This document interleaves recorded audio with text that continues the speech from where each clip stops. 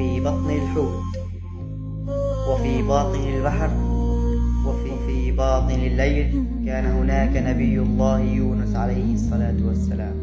تأمل في قوله تعالى عندما نادى يونس عليه السلام فنادى في الظلمات أن لا إله إلا أنت سبحانك إني كنت من الظالمين، فاستجبنا له ونجيناه من الغم وكذلك ننجي المؤمنين.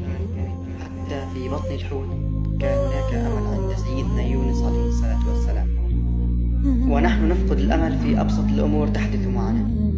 لذلك علق قلبك بالله سبحانه وتعالى ولن تخيب به الأمور.